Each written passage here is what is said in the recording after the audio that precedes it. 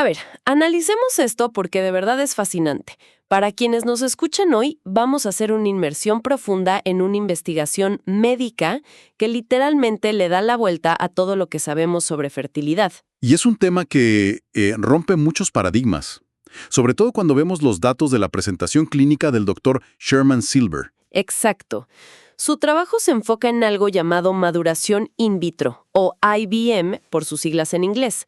Y la misión de este análisis de hoy es desmitificar cómo se desarrollan los óvulos humanos y entender por qué un cambio, digamos casi artesanal en el laboratorio, podría eliminar por completo esas semanas agotadoras de inyecciones hormonales. Que es lo que siempre asociamos con la congelación de óvulos o la fecundación in vitro tradicional, ¿no? Efectos secundarios, fluctuaciones físicas brutales. Totalmente. Y el gancho aquí, lo que a mí me dejó súper sorprendida, es esta desconexión histórica. O sea, por más de 20 años, los mejores científicos del mundo chocaban contra una pared de ladrillos intentando madurar óvulos humanos. Pero los veterinarios lo hacían con vacas y ovejas casi con los ojos cerrados. Es una locura. Esa brecha entre la medicina humana y la veterinaria es uno de los grandes misterios de la biología reproductiva, y resolverlo es lo que está desafiando los cimientos de la preservación de fertilidad hoy en día. Es que, poniéndolo en perspectiva, el enfoque convencional que usamos en humanos es como, no sé, como intentar cultivar manzanas inyectándole químicos industriales al tronco del árbol. Todo para obligar a que la fruta crezca rapidísimo y poder verla desde lejos. Esa analogía me encanta porque captura perfectamente el problema. La IBM sugiere una ruta mucho más lógica. Básicamente te dice que camines por el huerto celular y recojas las semillas que la naturaleza ya maduró y dejó caer al suelo. Claro, recoger lo que ya está listo. Pero, entonces, ¿por qué la ciencia humana se quedó estancada 2 décadas? O sea, ¿por qué los veterinarios sí podían y los médicos humanos no? Bueno, el retraso se debió a una incomprensión fundamental de cómo operan los folículos primordiales. Que son los óvulos en su estado de reposo absoluto, digamos. Ajá, exacto. Extraer tejido ovárico para cultivarlos en el laboratorio siempre terminaba en un fracaso sistemático en humanos. La comunidad médica le echaba la culpa a las técnicas de cultivo. O sea, pensaban que los laboratorios no estaban haciendo bien su trabajo. Sí, pero luego llega el investigador japonés, el doctor Hayashi, y revela algo increíble. La barrera no era técnica, era anatómica. ¡Wow! ¿A qué te refieres con anatómica? A que los folículos primordiales humanos están físicamente bloqueados. Están, digamos, reprimidos por una fuerza mecánica. Es la presión aplastante del propio tejido ovárico circundante, combinada con un freno químico. ¿Un freno químico, una proteína o algo así? Exactamente. Una proteína intranuclear que se llama FOX3. O sea que la medicina pasó 20 años tratando de arrancar un auto que tenía el freno de mano puesto al máximo. Es como intentar empujar una puerta cerrada con llave hasta dislocarte el hombro, mientras los veterinarios simplemente entraban por la puerta de atrás que siempre estuvo abierta. Totalmente. Lo fascinante aquí es cómo ese afán de controlar el proceso humano arruinó los resultados. Y fíjate que la diferencia clave estaba en una hormona muy específica, la HCG. ¿La que usan para madurar el óvulo al final? Esa misma. En veterinaria jamás aplicaban esta hormona en las etapas tempranas en el laboratorio. Pero en humanos, pioneros como el Dr. Tan, administraban la HCG prematuramente. Ah, claro, como para forzar el arranque. Exacto. Estaban convencidos de que el óvulo necesitaba un estímulo químico agresivo para empezar. Pero el trabajo de Hayashi demostró que intervenir así de rápido interrumpe el ciclo. Básicamente, no hay que empujar a la célula, sino dejarla ser. Sí. Replicar cuidadosamente el entorno natural in vivo. Y al dejar de pelear contra la naturaleza, pues por fin pudimos leer el manual de instrucciones. Y aquí es donde entra el mapa de desarrollo celular de Hayashi, que divide la vida del óvulo en 3 fases súper claras. 3 fases inconfundibles, sí. Y la primera etapa es la diferenciación in vitro, o IVD. Y aquí es donde se pone realmente interesante la cosa, Porque la gran sorpresa para la medicina ortodoxa es que esta fase, y corrígeme si me equivoco, ocurre en piloto automático. Totalmente en piloto automático. Las células de la granulosa que rodean al óvulo empiezan a transformarlo mecánicamente sin necesitar ni una sola gota de hormonas externas. Es alucinante. Significa que las células tienen su propia programación y nosotros la ignorábamos por completo. Claro. Descubrir que el cuerpo ejecuta esta fase inicial de forma autónoma desbarata la justificación de muchas terapias invasivas. Y bueno, luego el organismo activa la segunda fase, que es el crecimiento in vitro, la IVG. ¿Y esta fase cuánto tiempo toma? Toma entre 11 y 14 días. Aquí el cuerpo utiliza su propia producción natural de la hormona FSH. El objetivo es que el óvulo adquiera algo llamado competencia meiótica. Que en términos simples para quienes nos escuchan, sería como el periodo donde la célula empaqueta todo su ADN, ¿no? Lo organiza perfecto para crear vida. Exacto, organiza su material genético. Y una vez que termina, se le denomina vesícula germinal o GB. Y el peso de esa revelación es monumental, porque significa que cuando llega a vesícula germinal, el trabajo biológico verdaderamente difícil ya terminó. El trabajo pesado ya está hecho, ¿sí? Ya es genéticamente competente. Y luego está la tercera fase, la maduración in vitro, la IVM, que entiendo que toma solo 24 horas. Solo un día. Y ahí sí requiere una dosis precisa de hormona HCG para transformar esa vesícula en un óvulo metafase 2, o M2, ya listo para fertilizar. O sea, todo ese desgaste celular complejo lo hace la mujer internamente, en silencio, mes tras mes.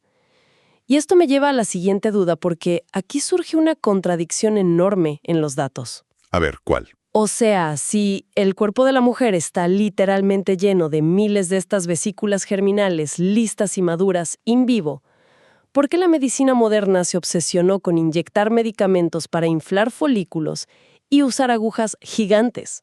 Es una excelente pregunta. Si conectamos esto con el panorama general de la tecnología, la respuesta te va a sorprender. A ver. La limitación nunca fue biológica. Fue un problema de hardware, una barrera de la tecnología de ultrasonido. ¿Del ultrasonido? Sí, O sea, de la maquinita para ver por dentro. exacto. Los médicos extraían solo lo que podían ver. Para que un cirujano pudiera guiar la aguja de extracción, necesitaba ver un objetivo grande y oscuro en su pantalla. Y un folículo natural es microscópico. Mide menos de 1 milímetro. Es literalmente invisible en un ultrasonido normal. Por lo tanto, no lo pueden pinchar con una aguja. ¡Wow! Entonces todo el protocolo de estimulación hormonal masiva es solo para inflar los folículos como globos. Básicamente, los inflan hasta que superan los 3 o 5 milímetros, solo para poder verlos en la pantalla y aspirarlos. O sea, estamos alterando toda la fisiología de una paciente con inyecciones y sufrimiento solo para facilitarle la vista al doctor en un monitor. ¿Es una solución de hardware disfrazada de necesidad médica? Es irónico, ¿verdad? Y aquí es donde entra el revolucionario descubrimiento de Klaus Anderson. Él dijo, a ver, en lugar de someter a la paciente a inyecciones para inflar un par de folículos gigantes, ¿por qué no extraemos directamente tejido ovárico sobrante? Claro, ir a la fuente. Extraer la médula ovárica directamente. Exacto. Y al hacer esto, puedes recolectar un número incalculable de vesículas germinales inmaduras que el ultrasonido jamás habría detectado. Sin inflar absolutamente nada. Y asumo que a esas vesículas luego les aplican la hormona HCG en el laboratorio. Ajá. En 24 horas en el laboratorio se obtienen óvulos maduros M2 listos para usarse. Y la misma cantidad, ojo, la misma cantidad que se obtendría tras semanas de un ciclo hormonal agresivo. Y la calidad es igual de buena. Los datos muestran que el 64% de estos óvulos resultaron ser euploides, es decir, cromosómicamente normales y perfectos. Ser inyecciones y resultados clínicos de excelencia. Es increíble. Pero, a ver, si ese tejido es un océano lleno de óvulos minúsculos, ¿cómo diablos los extraen sin destruirlos? Porque la aguja ya no sirve. Ese fue el gran cuello de botella. En el pasado, los especialistas usaban una plantilla o molde de metal para acortar la corteza ovárica. Me imagino que eso aplastaba todo, ¿no? Literalmente, aplastaban y reventaban la gran mayoría de las frágiles vesículas. Hoy en día, la solución fue abandonar esa maquinaria estandarizada y hacer la disección de forma 100% manual. Con una delicadeza súper artesanal.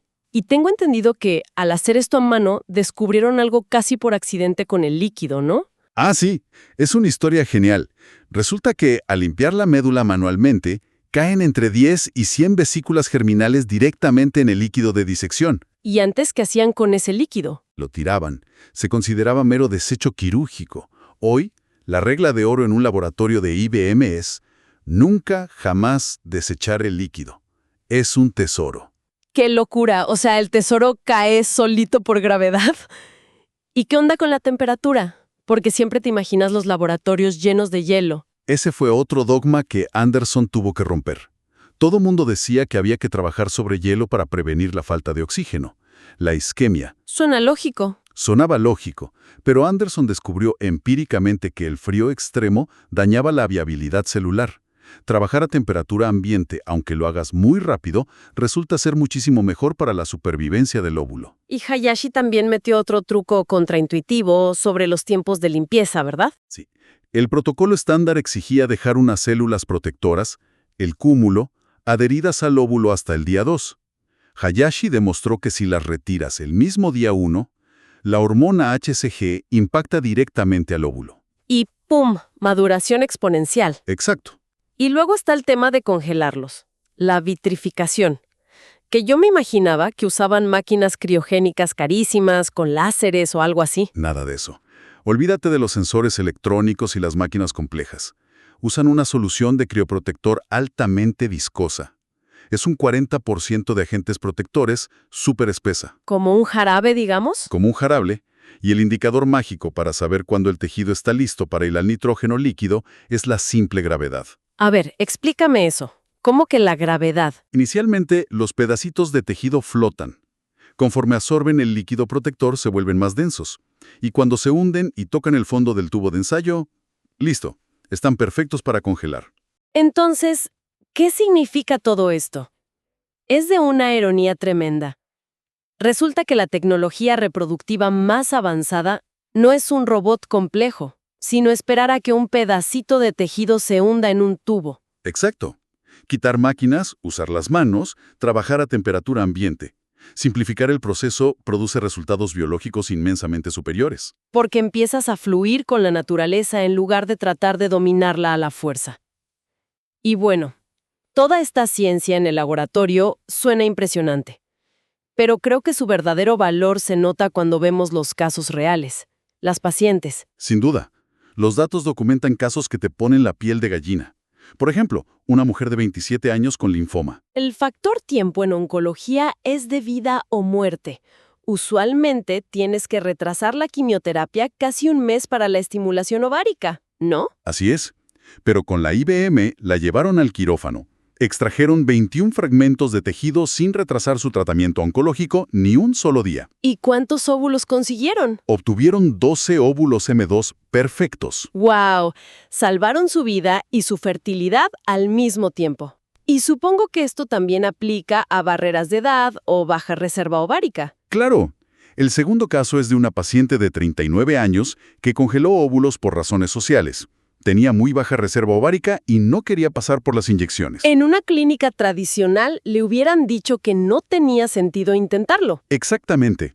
Sus probabilidades convencionales eran casi nulas, pero con este método lograron obtener 2 óvulos M2 de excelente calidad genética. Es que elimina muchísimas barreras. De hecho, el caso que a mí me dejó volando la cabeza fue el de la niña de 14 años. Ah, la paciente con sarcoma de Ewing. Sí, porque al ser prepúber, su cuerpo jamás había estado expuesto a los ciclos naturales de la hormona FSH. O sea, nunca había pasado por la fase 2 in vivo de manera activa. Y aún así, el laboratorio logró rescatar y madurar 13 óvulos. Alcanzaron una tasa de maduración del 40% en un tejido prepúber. Es un debate médico fascinante, porque demuestra que la arquitectura para crear vida ya está ahí, funcional, mucho antes de que empiecen los ciclos menstruales. Es increíble. Y fíjate que esto también plantea una pregunta importante sobre temas de ética o religión. Hay un cuarto caso documentado. Una mujer de 30 años con una hija que padece síndrome de Turner. Que es una condición que causa infertilidad prematura en la hija. Cierto. Exacto. La madre quería congelar óvulos sanos para que su hija los usara en el futuro en un posible trasplante, pero por motivos religiosos muy profundos, ella se negaba rotundamente a usar cualquier estimulación hormonal artificial en su propio cuerpo. O sea, un protocolo tradicional la hubiera descartado al instante. La hubieran rechazado. Pero con la extracción de tejido medular y la IVM pudo congelar 10 piezas de tejido y 10 óvulos maduros, respetando al 100% sus creencias. Es que la IBM democratiza el acceso. Ya no es el paciente adaptándose a la fuerza al protocolo de la clínica, sino la ciencia adaptándose a la realidad física, de tiempo y hasta ética del paciente. Exactamente. Y el mensaje definitivo de todos estos datos del Dr. Silver es uno solo, y es muy contundente. La estimulación ovárica con inyecciones de hormonas no es necesaria para la madurez del óvulo. Simplemente hacen que el folículo sea grande para verlo en un ultrasonido. Tal cual. Los óvulos en realidad ya tienen competencia meiótica gracias al trabajo silencioso del propio cuerpo. Es revelador. La medicina ha pasado décadas inundando de químicos a las mujeres, obligándolas a semanas de sufrimiento y gastos altísimos, solo porque usábamos la herramienta equivocada para mirar. Y bueno, para la gente que nos escucha, quiero dejarles un pensamiento final para que lo analicen. Si hoy ya somos capaces de recolectar cientos de óvulos que el cuerpo madura naturalmente, eludiendo todo este proceso doloroso y costoso, ¿estamos acaso presenciando el principio del fin de la fecundación in vitro tal como la conocemos? Y más aún, ¿qué otras puertas bloqueadas en la medicina de hoy estamos intentando derribar a golpes cuando la llave siempre ha estado en observar mejor a la naturaleza?